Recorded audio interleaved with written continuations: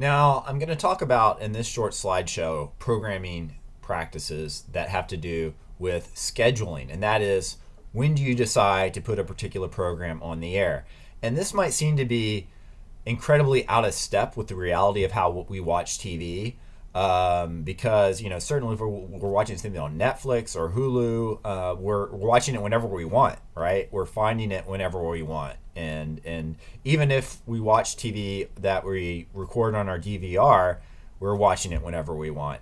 But the truth is that this is still relevant in terms of what gets made and helps us to understand how things get put together in organized experience.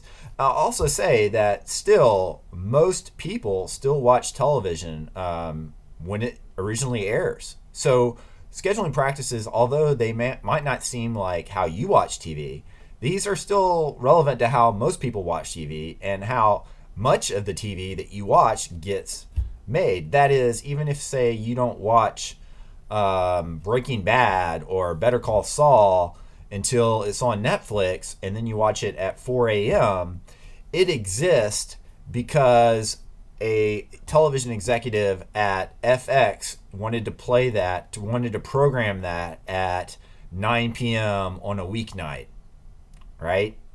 So these scheduling practices are still important in terms of what gets made and why. So the idea with scheduling is, of course, if you run a TV network, you want people to watch it as much as possible, but you're not expecting them or even trying to get them to watch it literally all day long, right? That would not be possible.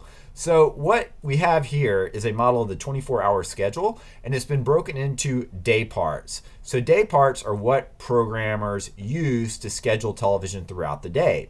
And in any particular day part, there tends to be a certain kind of content. So if you look at this, you can see we've got early morning, afternoon, and then prime time, late night, right? So if you get up and you watch TV in the early morning, it's news.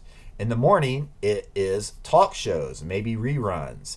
In the afternoon, it's other talk shows. But then you get into prime time. That's when the vast majority of people are watching TV. And that's when you get the big dramas and sitcoms, the original programming that's only on one night a week, right? And then you get a late night. And again, it's kind of similar to the early mornings in that you got the same shows on every single night, right? It's like Jimmy Fallon or Jimmy Kimmel, something like that. Another Jimmy, right? Also, if you look at this, I want you to see where it says access. That has to do with that primetime access rule I talked about in another slideshow. That's the hour that isn't programmed by the network that the local affiliates will buy programming or produce their own programming to fill, like their local news and some kind of syndicated show generally. Okay, so what are schedulers? Schedulers being the people that decide when these shows are going to be on the air. What are they trying to do? They're trying to control audience flow. That is, all the people watching one TV show, they want them to then go and watch the next TV show, okay? And they want to keep those people from switching the channels to watch something else. So that overall philosophy, we want to control audience flow throughout the entire day part. That's what governs scheduling, okay? So they've got various strategies, and these are all about getting people's attention and then maintaining that audience flow from one segment to the next. The main strategy is counter-programming. So counter-programming means that you look at what the other networks have on and you program something different. If you will look at a television schedule at prime time, and you look, say, at today as I make this, it's early Wednesday morning. If I look at Wednesday night at 8 p.m., one channel is going to have a drama. The other is going to have a comedy. The other is going to have a reality show. The other channel is going to have a very different kind of drama, or maybe some kind of sports. That is because it makes sense to counter program. You don't want to offer content that is the same as everybody else. You want to try to appeal to a different audience. So counter programming is a key strategy, particularly say a channel has a big show that everybody loves. You're not going to program a similar show at the same time. You want to compete for a different audience, so that's why you're going to counter program. Block programming is different in that now we're talking about on your own channel, right? So if you want to maintain audience flow from one program to the next, it makes sense that you're going to have similar programs one after the other. In other words, you're going to have block programming. So, for example, you're not going to have a sitcom in the middle of two dramas. You're going to have like a block of 4 sitcoms make up a 2-hour block, right? So that's a real common thing that we'll see in block programming. You're trying to maintain viewerships throughout an overall segment, so you put similar programs one after the other on your own channel. But when it comes to those other people, you want to do something different. Okay, stripping refers to having a program at the same time every single day so that it becomes a daily habit. And stripping is what we see in those morning hours or those afternoon non-primetime hours, okay? Because you want to make it a daily habit. You're not going to rely on people wanting to see a show so much that they're just going to tune in on it. You want it to be part of their habit, right? So, for example, someone had mentioned in their intro that they like to watch Friends before they go to sleep at night. Well, before you just got Friends on Netflix, that was a very popular show to have on late at night, like right after the news, because lots of people like to watch Friends right before they went to bed. So it was like a daily habit. Okay, same with the news. All right, then I'm going to go ahead and put both these terms up here, lead-in and hammock. Lead-in means that if you have a new show, you want to have it after a show that's already popular. That is, you want it to have a strong lead-in, that you're going to have a big audience for a show that already exists, and then you're going to have a new show or one that's kind of weak and hasn't done well to try to get that audience to watch it and like it. This is often used with big events like, say, the Super Bowl, where the Super Bowl is a great lead-in because you get so many people watching it.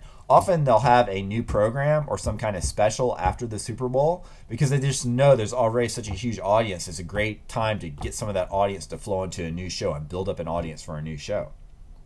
A hammock is similar. It just means that rather than only having a lead-in, you have another strong show at the end of it. So if you think about how a hammock hangs like between two trees, it's high on each end, right? And lower in the middle. Well, that's a hammock in programming. Popular show, not so popular, and then popular afterwards. That is a hammock.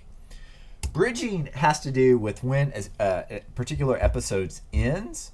And actually what bridging is a form of stunting. But bridging means that the end of your episode bridges into the next time slot. So sometimes on TV you'll hear, tonight we have an extra special episode of Law and Order or How I Met Your Mother or whatever crazy series it is, right? As if it's just a special thing that they had such a great story they couldn't help but have it a few minutes long.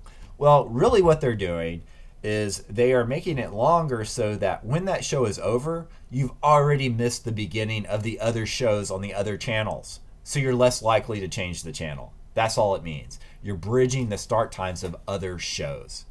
Stunting might be that, or it just might mean, stunting means what it sounds like. It's a stunt, right? It's meant to get people to watch a show that they normally wouldn't watch. So you might have special guests. You might have guests from one show on another show. That happens with networks a lot. They'll like try to get viewers to watch a new show by having a special guest star from another program that people like, hoping that they're then going to watch that show. So guess what? Stunning happens during sweep weeks usually in order to try to hype up ratings when it's most important. Okay, so like I said, the goal of programming flow and all these different strategies is to get you, the viewer, throughout the entire day part. And that doesn't mean that it's successful, of course. And in fact, we've got all these different technology and ways of that get in the way of these strategies. Still, there are important ways in which audiences are built. So appointment TV refers to, that one television show that you really like that you're going to watch no matter what, or it might be like a sporting event as an example of that. And so it doesn't really matter how it is scheduled or when it is, people are going to watch it, right? And you may love a show on one channel, but you're going to change that channel because the show you love even more is somewhere else, so who cares, right? How it's bridged or whatnot. Another is technologies like DVRs, which allow us essentially to program our own television schedule, right? We don't care like what show comes after what on the network. We're going to watch it in the order we want to because we have that power. And of course with streaming, it's all about that you really are programming your own network when you're streaming. I'm kind of old school though. I think it would be great if Netflix had an option where you could just press a button and you would get the Netflix channel and it would just play stuff for you, and they would have it scheduled so that stuff would work out one after another and keep your attention, and so you could find out whether you like series or not. Now, I say that, but that's a little bit how it works because they've got the autoplay function. The difference is with autoplay, of course, it just keeps you showing you the same series, right, until you finish that series, and then it'll play something new. But I think they ought to have an option where you get autoplay, not just the next episode, but something else differently. But who knows? I'm a weirdo.